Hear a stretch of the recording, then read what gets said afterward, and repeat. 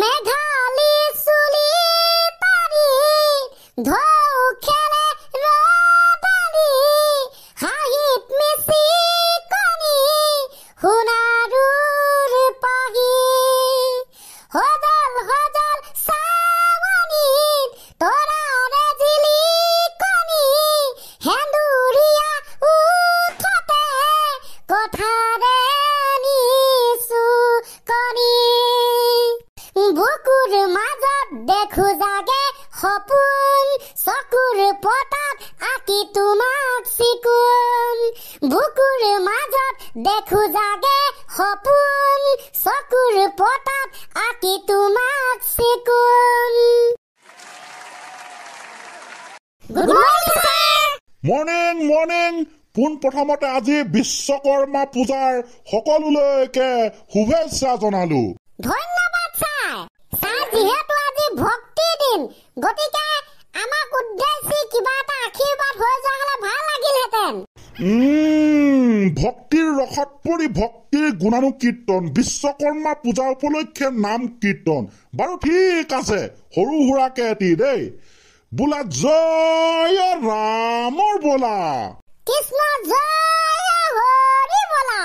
প্ৰভু ভগৱন্ত আমি হলো জীৱন্ত তোমাকে উদ্দেশ্য কৰি যান বাহন যন্ত্ৰৰ গৰাকী তুমিয়েই ভগৱান বিশ্বকৰ্মা হৰি তোমাকে উদ্দেশ্যি পূজা সেৱা কৰিলো আজি গাড়ী মটৰ সকলো ধুই মেলি আৰু কৈছে বোলে ভগৱন্ত প্ৰভুৱে গাড়ী ধুবা যন্ত্ৰ ধুবা নুধুবা মোবাইল ধুই সেৱা কৰিলে প্ৰভু ভগৱন্তক মোবাইল হৈ পৰিব চুবাইল সেই উদ্দেশ্যই বোলে আপোনাকে সেৱা কৰি আজি আমি ভক্তি ৰসত বিলীন হৈ পূজা সেৱা কৰিলো বুলি আমি সকলোৱে মিলি জুলি কৃষ্ণৰ প্ৰভু বিশ্বকৰ্মা বাবাৰো প্ৰভু জয়ন্ত জয়ন্ত এয়াই প্ৰভু ইয়াকে কৈছে বোলে প্ৰভু ভগৱন্তই আমাৰ হৈছে হৈছে হৈছে বোলে ভগৱন্ত প্ৰভু জয় হৰি বলা জয় ৰাম বলা প্ৰভু প্ৰভু প্ৰভু হৈ গল কি সঁচাই মিছাই আৰে জনাটোৱে বিস্কাৰ কব নজনাটোৱে এষাৰ কলেও হব। ধন্যবাদ বুজি পোৱাৰ বাবে। পিছে আপোনালোকে পূজা পাতিলে নে আৰু তহঁতি পাতিলি?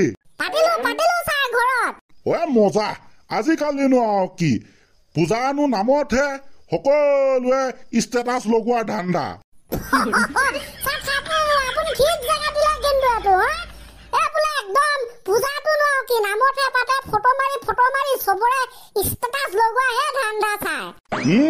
সেইকাৰণে আমাৰ কবিসকলে কি কৈছে গম পাও? কবিয়ে কৈছে দীপাৱলীত চাবা মানুহৰ ঘৰ পকা আৰু বিশ্বকৰ্মা পূজাত মানুহৰ গাড়ী বিলাকৰ ষ্টেটাছ চাবা। দে হ'ব বাৰু তহঁতি হয়তো ভালকে জানো যে আমাৰ বিশ্বকৰ্মা বাবা হৈছে এই যন্ত্ৰ গাড়ী মটৰ সকলোৰে গৰাকী ভগৱান।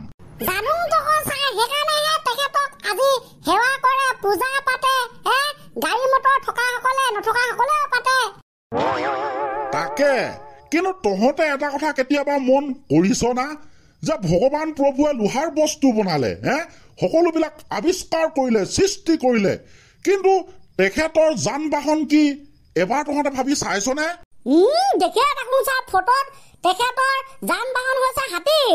ইয়েছ মই কথাটো ইয়ালৈকে আহিবলৈ বিচাৰিছিলো। তেখেত হৈছে যন্ত্ৰৰ গৰাকী অথচ তেখেতৰ যান্ত্ৰিক যান বাহন নহয় কিয় হাতীটো হল কিবা আইডিয়া আছে?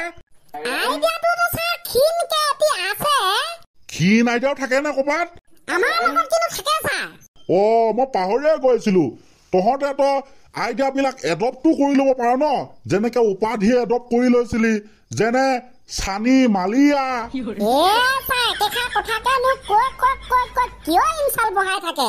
নহয় মই কবলৈ বিচাৰিছিলো ৰিয়েলিটিটো। বাৰু ঠিক আছে সেই ক্ষীণ আইডিয়াটোকে তহঁতে ডিটেইলছত বুজাই দে। যিহেতু তেখেত হৈছে এজন ভগৱান তেখেতে সকলো জ্ঞাত যে এটা সময়ত পৃথিৱীত ডিজেল পেট্ৰলৰ দাম কিমান বাঢ়িব গতিকে প্ৰভুৱে জানি শুনিনো কেলে বিপদ ছটাই ল'ব। ইমান দাম দি ডিজেল পেট্ৰল ভৰাই তেখেতৰ যান বাহনখন চলাই থকাতকৈ তেখেতে সিদ্ধান্ত ল'লে যে নাই এইবিলাক ফকতীয়া কাৰবাৰ, মই মোৰ যান বাহন অলপ বেলেগ কৰিম, মই হাতীটোক বাছি ললো যা। কথা মতে কাম ছাৰ, তেখেতে গাড়ী মটৰক চেলেক্ট নকৰি হাতীটোক নিজৰ যান বাহন হিচাপে স্বীকৃতি প্ৰদান কৰি দিলে। ऐसा बात है क्या? हाँ सर, ऐसा बात है, क्योंकि वो तो प्रभु है, हम लोगों को जैसा आदमी नहीं है। हम क्या करते हैं, हमने 20,000 रुपया कमाते हैं और 7 लाख टकिया गाड़ी लेता है, उसका बाद गुटे जिंदगी भर EMI में घुसते हैं। वो आदमी नहीं है, वो भगवान है, विश्वकर्मा बाबा, इसीलिए वो समझते हैं, इसीलिए उसने ऐसा गाड़ी मोटर कुछ नहीं सेलेक्ट किया, उसने बाप के सीधा जीव जंतु सेलेक्ट किया और उसका नाम है हाथी। ये हाथी मेरा साथी है, हाथी मेरा साथी है। आउनो सा भगवान প্ৰভুৱে কেনেকে গাড়ী মটৰক সেলেক্ট কৰিব নিজৰ বাহনখন। তেখেতে তো স্বৰ্গত থাকে, স্বৰ্গত তো কোনো ধৰণৰ তেল ডিপু নাই, তেল ভৰাবলৈ তেখেতে মৰ্ত্যলৈ আহিব লাগিব। মৰ্ত্যলৈ আহিলে তো আজিকালি মানুহৰ যিহে কাৰবাৰ, হুলস্থুল খালা, ফটো মাৰা, ভিডিঅ' বনোৱা, আৰু আজিকালি মিনি ব্লগৰ প্ৰভাৱ, ফেচবুক ব্লগাৰৰ প্ৰভাৱ। তেল ভৰাবলৈ আহোঁতে ভগৱান প্ৰভুক লগ পাই ফেচবুক ব্লগাৰ বিলাকে কৈ নিদিলে ৰক্ষা যে প্ৰভু সাপোৰ্ট কৰিবলৈ কৈ দিয়ক। প্ৰভুৱে নকওঁ বুলি ক'বও নোৱাৰিব। আউনো ছাৰ, সেইকাৰণে ছাৰ ইমান যান জঁটত সোমাই নাথাকি টেনচন ফ্ৰী হিচাপে থাকিবলৈ নিজৰ যান বাহন চেলেক্ট কৰিলে হাতীটোক। বৰ খাটাৰাক লজিক মাৰিছ ৰে তহঁতি, বৰ খাটাৰনাক লজিক মাৰিছ, কি কম। একো নহ'ব ছাৰ, এটা কথাই ক'ব, মনলে উভতি আহে ল'ৰালি। বিশ্বকৰ্মা পূজাৰ দিনা হাতত পলিথিন এটা লৈ মানুহৰ ঘৰে ঘৰে চানা প্ৰসাদ খাই কি যে ফূৰ্তি কৰিছিলো, গাছে দিনবিলাক মনত পৰেনে? কিয় নপৰিবহে, মোৰেই মনত পৰে, আমিও গৈছিলো কত। আজিকালি তেনেকুৱা দিনবিলাক নাই, আজিকালি খুব কম ল'ৰা ছোৱালীহে এইবিলাক এনেকে খাই ফুৰে পূজা। সেয়া ছাৰ, সময় বাগৰিলে দিন বাগৰিলে তেনেকৈয়ে মানুহৰ চিন্তাধাৰা সলনি হ'ল আজিকালি। আৰু সেয়া তাকে ঠিক আছে, তেনে যদি পূজা বুলি আমি পূজা সেৱা কৰি আজি ক্লাছটো সৰুকে কৰিলো, ইয়াৰ পাছতে পূজা খাবলৈ যাব আছে, গতিকে ইমানতে মাৰি দিব লাগে ছুটিটো নে কি? ৰাইট ছাৰ, হয় ছাৰ। তেন্তে ইমানতে আজিলে ছুটি বিদায়।